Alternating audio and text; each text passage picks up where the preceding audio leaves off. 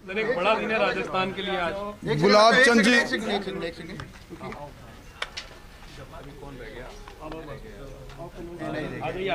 आदरणीय गुलाब कटारिया जी का असम के राज्यपाल मनोनीत होना राजस्थान के उन कार्यकर्ताओं का सम्मान है जिन्होंने सुचिता ईमानदारी की राजनीति की।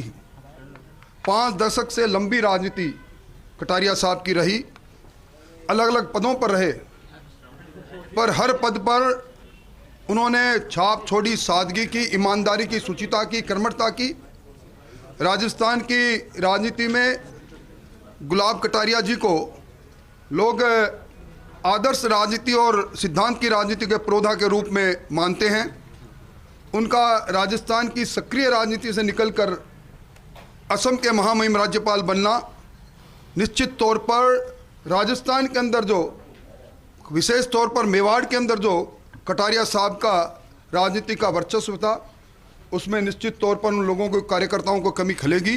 पर मैं ये कह सकता हूं कि राज्यपाल का पद माननीय गुलाब चंद जी के पद ग्रहण से सम्मानित होगा, पद सम्मानित होगा, इस प्रकार का उनका राजनीतिक पूरा कार्यकाल रहा है। अब सर ये इस बात की चर्चा भी शुरू हो गई, साथ साथ में कौन होगा नया नेता प्रतिपक्ष। देखिए अभी प्रभारी हमारे जो संगठन के हैं राष्ट्रीय महामंत्री जी ने कहा संसदीय बोर्ड तय करता है भारतीय जनता पार्टी के कार्यकर्ताओं को भूमिका क्या मिलती है। ये कोई अहम विषय नहीं है, जिसको जो भूमिका मिली उसका निर्वहन वो करता है, तो इसका निर्णय निश्चित तौर पर संसदीय बोर्ड जल्दी करेगा। भाई साहब आज मुख्यमंत्री जी का प्रधानमंत्री जी के कार्यक्रम में जा रहे हैं, किस तरह से देखते हैं? देखिए मुख्यमंत्री जी को प्रधानमंत्री जी के कार्यक्रम में निश्चित तौर पर जाना चाहिए। ये संघवाद है, फेडरलिज्म हमारे संविधान की आधारशिला है और राज्य और केंद्र दोनों के अंदर प्रधानमंत्री मुख्यमंत्री दोनों का पद सर्वोच्च पद अपने अपनी जगह पर है।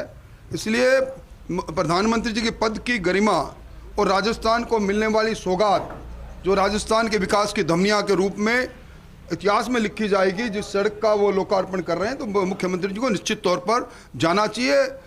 अपने हर निर्णय को राजनीति से देखना उचित नहीं है। इस साल होने वाले विधानसभा चुनाव की दृष्टि से प्रधानमंत्री जी का दौरा निश्चित तौर पर प्रधानमंत्री जी जब भी आते हैं कार्यकर्ताओं में उत्साह आता है, जनता में उनके प्रति अथाह विश्वास है, विश्व के सबसे लोकप्रिय नेता है। उनका आगमन पार्टी को एक विचार को निश्चित तौर पर बल देता है।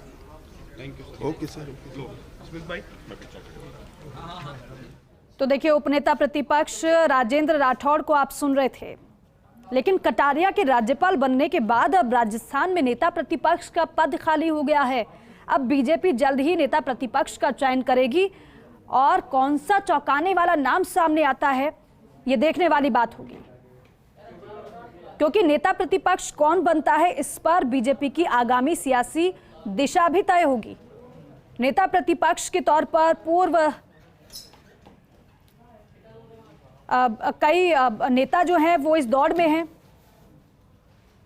कई नाम भी रेस में आगे हैं, लेकिन वो कौन से नाम होंगे जरा ये जानने की कोशिश करते हैं। पॉलिटिकल एडिटर योगेश शर्मा जी हमारे साथ जुड़ चुके हैं, उनके साथ उपनेता प्रतिपक्ष राजेंद्र राठौड़ मौजूद हैं। Over to you Yogesh ji.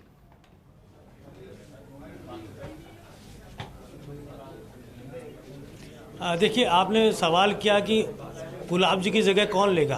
हमारे साथ राजेंद्र जी राठौड़ हैं। सर्वविदित है कि सदन का फ्लोर मैनेजमेंट राजेंद्र राठौड़ संभालते हैं और पिछले 4 सालों में जिस तरह से सरकार के खिलाफ अगर किसी ने हुंकार भरी है तो गुलाब जी के सारथी के तौर पर राजेंद्र राठौड़ विधानसभा में नजर आए। पूरे पार्टी के विधायकों को साथ लेकर उन्हें हर उस मौके पर विपक्ष का रोल प्ले किया है जब होना चाहिए था।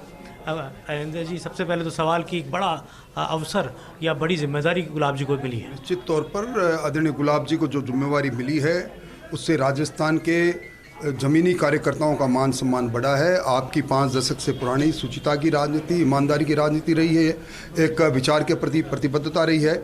इससे निश्चित तौर पर भारतीय जनता पार्टी के प्रति जो कार्यकर्ता आधारित पार्टी है, राष्ट्रीय नेतृत्व के प्रति भी लोगों ने आभार व्यक्त किया है और गुलाब जी का महामहिम राज्यपाल के पद पर जाना अपने आप में राजस्थान को एक सम्मान दिया है।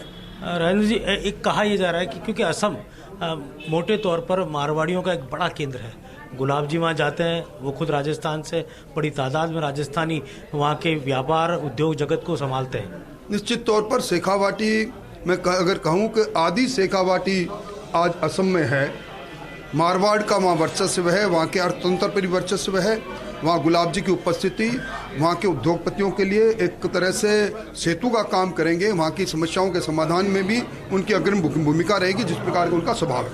आप लीडर ऑफ अपोजिशन के उत्तराधिकारी के तौर पर भी आपका नाम आता है? मैं कुछ भी किसी का उत्तराधिकारी नहीं हूँ। पार्टी का संसदीय बोर्ड जो भी तय करेगा, जैसी भी जिम्मेदारी जिसके प्रति तय करे। क्योंकि लगातार हम लोग देख रहे हैं कि आपने विधानसभा में जिस तरह से कार्य किया है, पार्टी का फ्लोर मैनेजमेंट संभाला है, और अगर हम ग्रीन बुक की बात करें वो ग्रीन बुक आपको रटी हुई है। देखिए, एक लंबा अनुभव जरूर है, परंतु मैं कार्यकर्ता हूँ, पार्टी का जमीनी कार्यकर्ता हूँ, इसलिए मुझे ये गुमान नहीं कि मैं कोई बहुत योग्यताधारी हूँ।